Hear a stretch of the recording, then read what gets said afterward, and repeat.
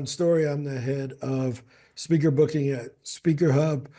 This is our normal daily 3 p.m. co-working session where we meet with speakers from around the world to answer questions. We do this call 3 times a day. Our largest one is usually at 12 noon. This is our 3 p.m. and then we do it again at 7 p.m. And we do that because different people around the world have different free time. And we have 64,000 speakers that we work with, and only about 20,000 of them are in the US. So we do this to make sure that our people in Europe and Asia, they can hop on after work or whenever they get a chance. So this call is really simple. It's where people ask questions about getting booked, whether you're a SpeakerHub customer or not. We want to help you, but we will try to persuade you to use SpeakerHub. It's where speakers make more. They make more memories, they make more money, they make more relationships, they make more, great impressions. So we usually started off by people who are new introducing themselves. And Ade, did I say it right? Yes. Okay. If you want to go ahead and introduce yourself, that would be great. And then Colin, if you want to introduce yourself, that'll be great too. Okay, hello everybody. I'm Ade from Palm Springs, California, and I'm launching an academy for hairdressers, continuing education, business strategies, the stuff they don't teach you at school. So I'm here to get more opportunity. So hopefully. That's pretty cool. And Colin? Hey, it's good to be here. Actually, I'm a little bit familiar with you, Ron. You've done a training for a community that I'm part of, and I got to meet AJ last year at an event in Atlanta, so kind of feel comfortable being here. For me, it's I love what you do. Since you did that training with Israel Duran's training community last year, I'm like, yeah, I love what you do. And I came on yesterday to see how do I sign up, and then I saw this amazing process. I'm like, yo, I got to get on here. But then I noticed your calendar is booked for a month. I'm like, and then I noticed I'm popular, a man. guy I'm came on here popular. and he skipped the line. I'm like, okay, let me come on here. Maybe I skipped the line too. Um, but what I do is I teach sales I teach sales as a personal development exercise and not based on tactics and strategies. And I've had a lot of success teaching clients to do so, but also that's how I've made my living for the last 8 years is selling and coaching in other people's programs. So I look at speaking, especially getting on podcasts, as a way to spread this message and empower more people to make more money and be themselves while they're doing it. No, it's pretty cool. That is super duper duper incredible. So the question of the day is always, are you looking to get paid to speak or speak to get paid? Great question. You're good, sir. Um, Actually, my intention was to speak to get paid. I was one of my goals this year is to be on 100 podcasts. And I feel when people hear me share the way I do it, they're drawn to me, and it makes the selling process a lot more easier, and I connect with the right people. Oh, 100%. Yep. And I already know the answer, but I'll let you answer. Since we talked 10 minutes, well, half hour ago. So Yeah. Both opportunities, speaking to get paid and the other option, I forgot how you said it, but getting paid to speak? yeah.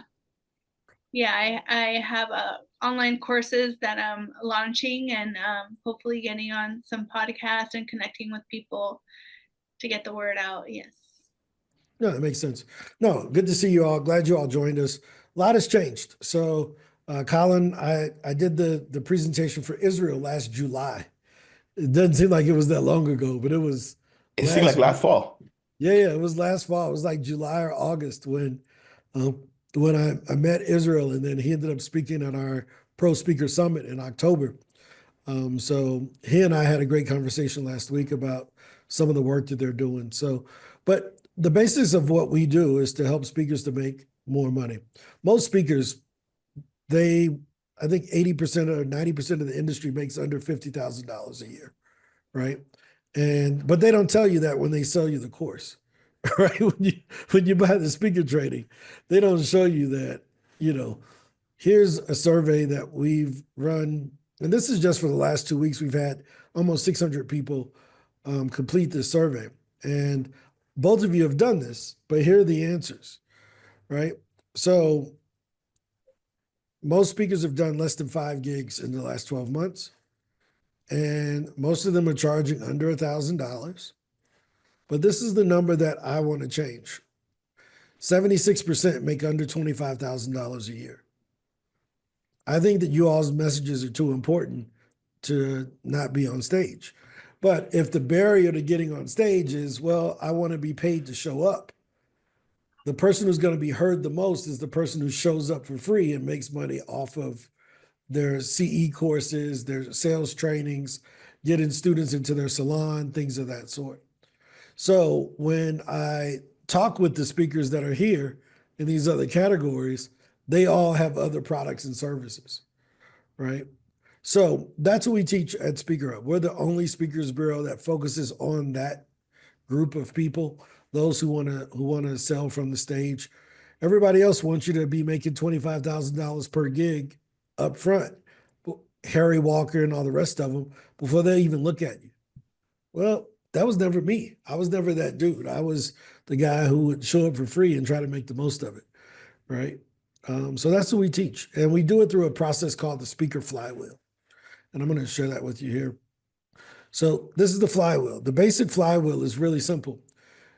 You have some people that reach out to you, but then at the same time, you got to reach out to the organizations that may not know that you exist, right? So, Colin, are you trustworthy? Absolutely. Are you likable? Absolutely. Okay. So the only thing that is left is you're just unknown, right? Because if people buy Absolutely. from who they know, like, and trust, most of us are likable and trustworthy. We're just unknown. And I just can't hope that somebody says, you know what, I think I'm going to Google Ron Story, right? I'm wasting my time. Like, Heidi Lopez. Yeah, right. Nobody's guessing that name to see if they should invite her to speak, right? But the best way for Heidi to get on more stages and for Colin to get on more stages is to tell people, hey, I'm Colin. I teach on sales. I would love to come talk to your organization. Hey, I'm Heidi Lopez. I run a salon. I would love to talk to other salon owners on how they can grow their business and protect their customers from injury and things of that sort. But that's our responsibility to push that message, meaning our own as speakers. That's our responsibility to tell the podcasters that we're available, to tell the associations that we're available, and to tell the conferences that we're available to speak. Now, how many of you all have ever thought about writing for a magazine or a publication? Have you ever thought about that, Heidi, or right? Do you know how much they pay? No. Yeah, most people have no idea. We've heard about wanting to be covered in a magazine. Oh, they wrote an article about me, right? That person who wrote the article about you got paid $1 to $2 per word in that article. So if it's 1,000-word article, they made $1,000 for writing that. That's not to mention all of the extra exposure that they get as a writer for Forbes or Business Insider or CNET or some other publication like that. But that credential alone raises your speaking fees. It raises the amount of times that you get booked, and it builds credibility. So we try to teach the entire flywheel because when I sat back and I thought about it, and I'll ask you all this question. If you were to think of your top 5 favorite speakers, Heidi, how many of them have you heard speak live and in person? Very rare. No, I can't think of any. Yeah. What about you, Colin? Maybe one or some person. Yeah. But you know about them because you heard them on a podcast or you heard them on a video. You got caught up in their flywheel. But the rookie speaker, and I'm not talking about you guys, but the rookie speaker says, I only want to speak at conferences where they pay. And I'm like, but that's not where your role model spoke at. You found your role model on a podcast. You saw a video of them speaking at a small group on YouTube, but yet you're better than them, even though you haven't done any of the stuff that they've done. Yeah, that don't make sense. So you do the podcast. You show up for free. You know how I know it works? What'd you say you heard me at, Colin? Speaking for free in a paid community. You heard me. A lot of people in that community have followed you. You heard me. And because of that, I referred a lot of people to you even without being an affiliate. Look at that. How cool is One of that? the people I noticed on there yesterday, Alicia, I'm like, she's amazing. So There it is. There it is. That's exactly the value of speaking for free because you never know who's listening, right? And usually it's not a no, it's a not now. When Colin heard me in August, it wasn't a no, it was a no, not now. Now he finds us 6 months later. He's like, dude, I'm ready. I need to go. And I'm like, perfect, right? So that's the value of what we do. We provide this thing called the Speaker Flywheel. Now, the cool thing about it is that we help you to get found. Now, you have your own website, Colin and Heidi, or no? Yes. Okay, right. So I'm going to show you the value of what we do here. So I'm just going to flip this randomly to other people, and let's pick someone off of here. Give me, who do you want me to look up? Brad Robinson. Let's use Brad, right? So I'm going to go into Google and I'm going to type in Brad Robinson. Well, which one is the speaker? All these dudes look different, don't they? Yeah. Which one is the speaker guy? We don't know, right? But the way that event planners look for you, they type speaker after your name.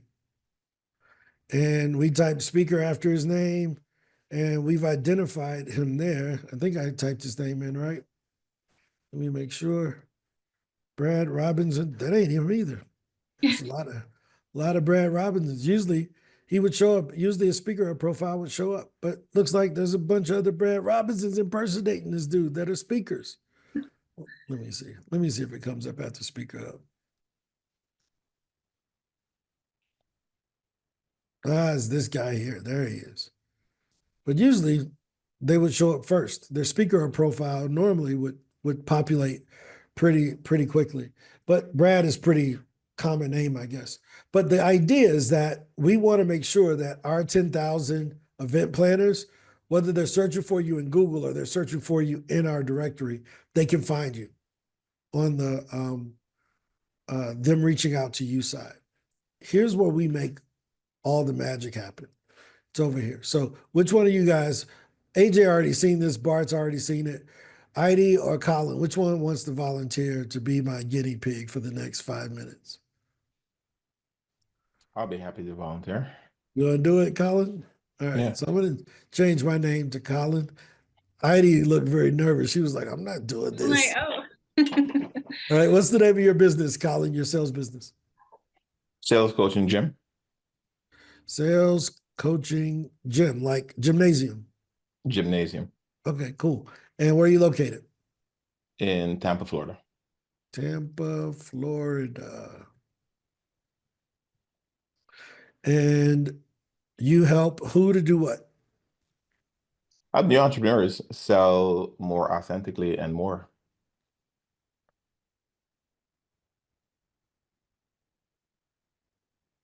Is that correct? Yeah, that works. Right. Cool. You got a website? ColinYearwood.com. And on LinkedIn? Yeah, I just started updating that.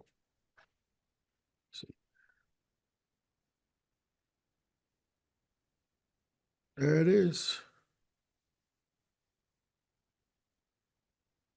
Make sure I get the right one. We don't get your evil twin brother on here, Colin. Yeah, there's a guy who's a chef that runs around with my name. So now, when I used to run the office in agency, I used to have to look at the person's website, look at their LinkedIn, write a bio about them, try to get it down to just a little bit so that we could share it with the right events and opportunities. Now we use AI to do that. So what's happening in the background here, Heidi, is we're looking at Colin's LinkedIn and his website, and we just put together this bio for him in 15 seconds. Nice. Colin, what do you think? You think this is true? Yeah, yep, All right. pretty accurate. Yep. So that's his bio. What also is happening in the background is that the AI is matching him with podcasts and speaking gigs he should probably go on. So when I click on podcast, you can see it's wealth within reach. I didn't plan for this. Full transparency with Donnie Wiggins. These are different podcasts that the businesses are going to be on, the entrepreneurs are going to be on, right? Unbroken and Unapologetic, Brad Lavitt, right? So let's say, for instance, he wants to go on this Donnie Wiggins podcast with entrepreneurs. He can listen to it to make sure that it's the right fit. And then he can add Donnie to a list and click pitch. I used to have to listen to the podcast, make sure it was a good fit, try to write Colin a good letter. Now, in 10 seconds, the software does it for me.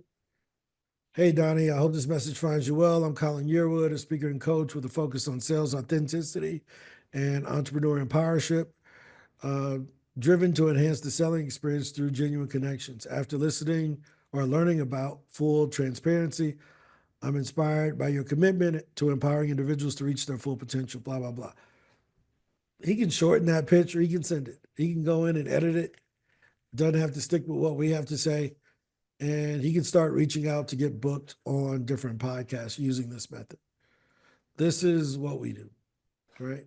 We help you to do that not only with inbound, but outbound is where the money's made. So you can see, you can start reaching out to different associations, different conferences, right? Where he can go and speak about what he's talking about. For Heidi, if she wants to go to beauty conferences, she types in beauty, it brings up different beauty conferences, right? She wants to go to different cosmetic, probably can't even spell it right, but brings up different aesthetics and cosmetics, right? She wants to go talk at different conferences for women, type in women, right? She wants to go to conferences that are in California. Regardless, she can type in California. It's going to bring up everything that's in California. So this is what we do. This is how it works. It's really simple. I remember Heidi saying she was just starting out. So maybe she doesn't have her signature speech down. Do you have a framework you already use, Heidi? No, not in place, not yet. Okay. So do you remember Colin said that he does sales training? Do you remember that? So we're going to write him a framework so that he can take it to the stage and it'll be his own thing around sales training. So we could do this with you around beauty or, health and safety, whatever you're trying to teach, and give it about 5 more seconds. And it's going to give us a framework that Colin can use with his clients.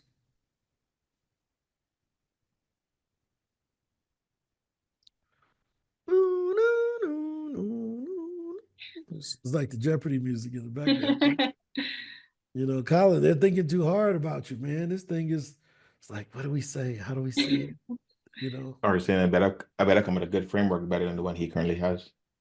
Well, I mean, they may not be able to beat what you already got. I'm the method. Or maybe I broke it. There it is. The genuine framework, goal setting, empathy, networking, unique proposition, integrity, nurture the relationships, and execute. Right? So it's just an idea. If he doesn't like it, he can hop in and edit it and make it however he wants. Right? Now, the cool thing is we help you to generate leads. You can follow up with all of your insights, all the podcasts, all the speaking gigs you reached out to. This is what we do. This is why I asked you to grab your computer, Heidi, so I can show you the magic. All right? Love it. Yep. Stuff. Questions? I don't have questions. All right, cool. So I'm going to ask you a question. Would you rather pay monthly or pay one time and have access for life? I'm like, depends how much it is.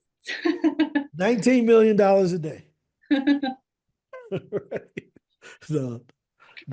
But I'll send you the pricing privately. I don't want to put it on YouTube, but we'll give you an opportunity to pay monthly, or you can pay one time and have access for life, and we'll finance it either way, depending on however you want. AJ has a lifetime account with us. So does Bart.